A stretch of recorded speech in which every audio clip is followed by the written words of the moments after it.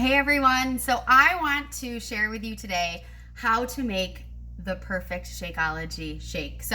A lot of times I feel like it can take 1, 2, 3 tries to get your perfect recipe, but hopefully this will help you get it right just from the start. And if not, try again. Reach out. I'm going to be making a chocolate Shakeology today, but there's vanilla and there's strawberry and cafe latte, regular and vegan formulas, and sometimes just changing the flavor or changing whether or not it's regular or vegan means you've got to play around with that recipe a little bit to get it right. And so I'm going to share with you my favorite no-fail chocolate regular Shakeology recipe. I've been drinking this now for 4 years, so I use a strictly water base. I use 8 ounces of water, but if this is your first time, I really recommend mixing in there some unsweetened almond milk. So whether or not you do 4 ounces of water, 4 ounces of unsweetened almond milk, or do 8 ounces of almond milk, that's okay. It will make it a little bit smoother if you use almond milk, but like I said, I've been drinking it for 4 years, so now I just use all water. The first thing I'm gonna do is once I've got my water in my cup, I'm actually going to mix my Shakeology right in there. That's the first thing I'm gonna put in there. So just 1 scoop right from the bag. And the reason I'm doing this is that I'm gonna mix it up a little bit here, just for about 5 seconds, is I've never really felt that Shakeology has a chalky taste to it, but some people do complain about that. I think our palates are all different. But if you add Shakeology directly to the liquid and blend it for just a second,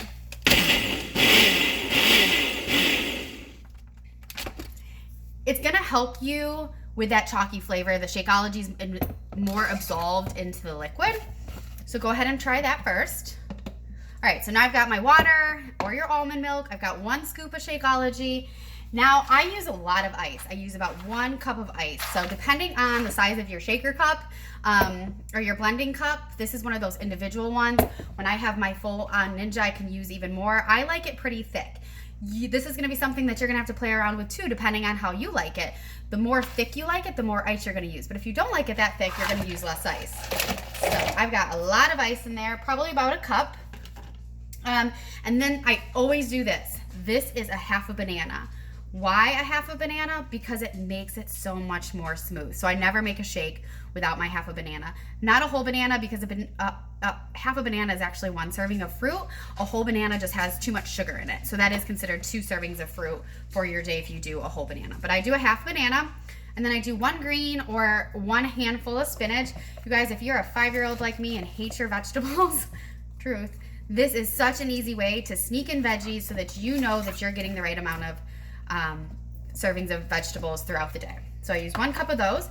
And then I also like to add some peanut butter for healthy fat, and I use 1 teaspoon. This is PB2, but you can certainly use regular all-natural peanut butter, and you're gonna use the same amount. It's always gonna be 1 teaspoon.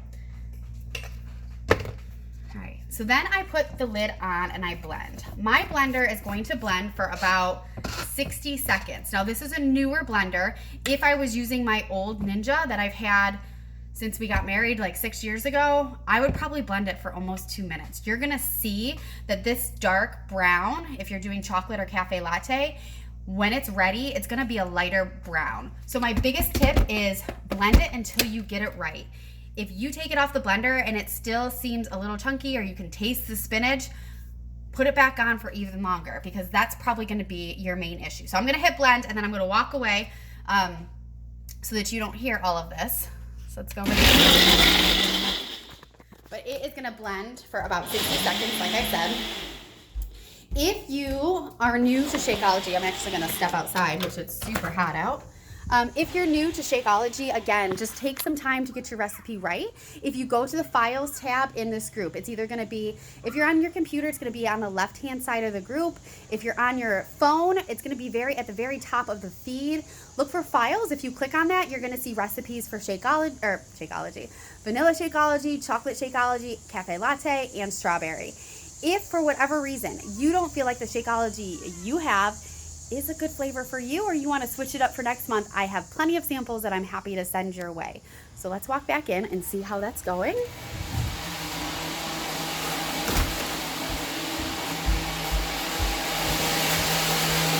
more seconds.